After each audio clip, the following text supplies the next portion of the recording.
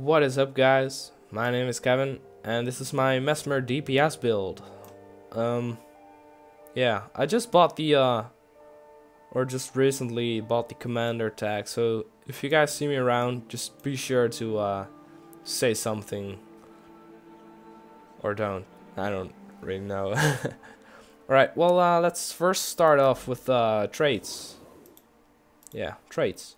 I have 30-30-10 because it is a DPS build, and I didn't want to use anything in vitality because I think that's just fucking useless. Well, let's start off with this one. Clones apply cripple when they're killed. Well, it's just another condition which is always handy to have your enemies cripple or something, or dazed, and that's why I use it. I could have switched it out for yeah, this one, deal damage when interrupting a foe. But then again, I only have 2 interrupting skills from my focus, my offhand, and my primary weapon, my greatsword. I just thought I'm not gonna use it for just 2 skills. Illusions inflict 15% more damage. Well, that's obvious because it is a DPS build, and more damage is always great.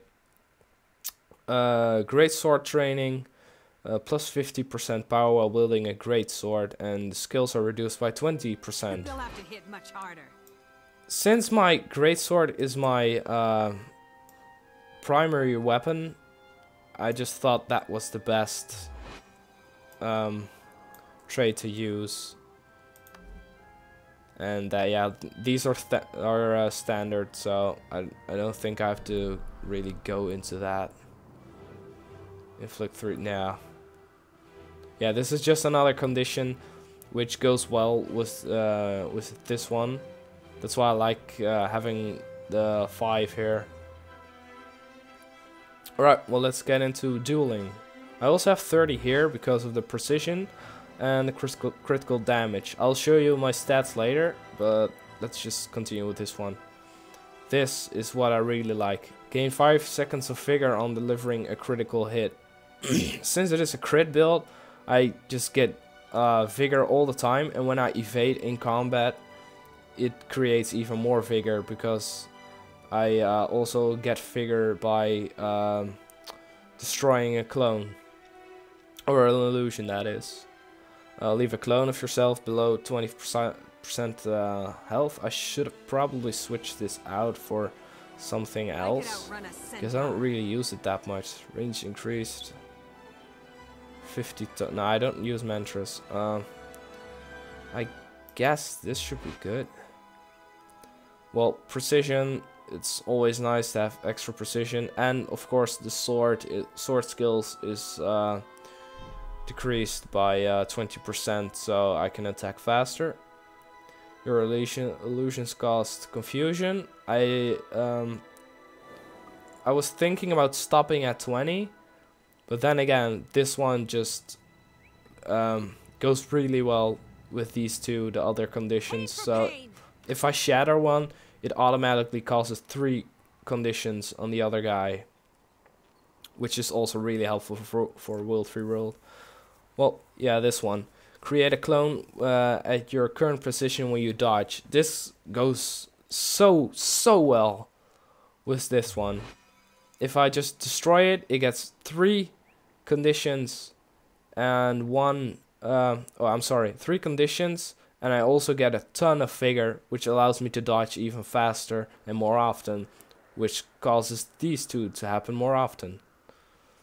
Well then, chaos. I didn't know if I want to spend it on illusions and maybe change my build a bit to make shatter skills better, but like I said, I only use I don't use these. I only use the dodging and everything else. Random condition when they're killed. So again, that's 4 conditions on when they're killed. Gain 10 seconds of regeneration when your health will well, that's standard. You guys all know that.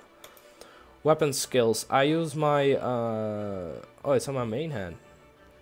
Well, I use my greatsword for my main weapon, and sword and focus. Where is it? Where is it? There. Focus on the offhand. For some time I had the pistol. I switched between the pistol and the focus, but I just like the focus more, just for the speed and the cripple, which is really handy in World for World for being chased, or in dungeons for that is. But then again, the magic bullet is also really good, and pretty much the Phantasm Duelist and the Phantasm Wardens are pretty much the same. Although I think the Phantasm Warden does a little bit more damage, and it has more range, so that's why I use the focus. My utility skills. The Signet of Inspiration. I never use it. I just have it on passive effect because it grants a random boon every 10 seconds, and that's just, who does not want that? I just love it. The reason I don't use mantra is because it just takes too long, in my opinion. I don't really see any point of that, and it also wouldn't fit the build. Feedback. That's pretty handy in dungeons. I just love it because everybody is not nobody gets hit when you use it. It's just amazing. Null field, well, it's pretty standard. I think every Mesmer has null field. Well, it removes all the conditions on your allies who are standing into the circles, and it removes all the boons of your enemies. For elite skill, I use Time Warp or Hounds of Balthazar. Maybe, nah, I never used Mass Invisibility. What was I thinking? Well, these two, and it's just because I'm a human, I can use Hounds of Balthazar. But then again, Time Warp's always the best. Yeah, the overall stats. For armor, I use precision or power precision critical damage because it is a DPS build with ruby orbs on it. That's with every piece of armor. I use the Storm Wizard's Great Sword of Bloodlust. It's from the Super Adventure Box World 2. If you complete it on the hardest difficulty, it originally was the Citadel Flame one. I think everybody uses that one. I have a Superior Sigil of Bloodlust, which gains 10 power each time I kill a foe, so it gives me 250 extra power if I have my stacks full. In my offhand, it's in my offhand. You see, it's not my main. In my offhand, I have my King Toads, which is from World 1 on new hardest difficulty from the Super Adventure Box, and it was originally what's it called? Citadel Flame Sword, and then again with this one it was Citadel Flame.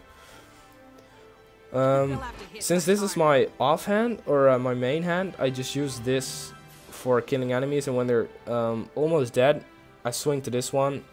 And with the Superior Sigil Strength, I gain 30% of might on a critical. So it's just amazing. No, this one. I'm sorry, guys. I'm sorry. Superior Sigil of Battle gains 3 stacks of might when you swap to this weapon. So if I put a lot of DPS out with this one, I can just switch to this one and get 3 stacks of might, which gives me more overall damage. And then again, with the crits, I get 30%, or I get another stack of might. So that works really, really well. My increased critical chance almost 2000. I'm working on it right now. Power 3290. Then again, armor and toughness and shit. It's just, oh, it's so bad. This one, critical damage. It's 85. That's quite a lot, and I don't even have all the ascended gear stuff. So I think I could make it above 100 if my build's complete. Critical chance is just the same, although I think it should be higher because it's changing right now. No, I think this is correct. Yeah, 85. I've when I was level 80 map, I knew this was about 70 or something, which is really great. For the what's it called? Fuck, rings and shit. You know what I mean? I have the Call of the Wild, which is power, precision, critical damage with 5% agony resistance. You can switch it out for another critical, some other critical simple infusions. I'm still working on my second ring, and things you have to buy with guild commendations and shit. And for water, yeah. Yeah, I don't know what to do with these. Have to hit much harder. But these two work really well, and there's actually another ring I can buy with the same stats, so this should be up even more. So yeah, that's pretty much my build, and hope you guys enjoyed it, and I'll see you guys next time. So I'm off, guys. See ya.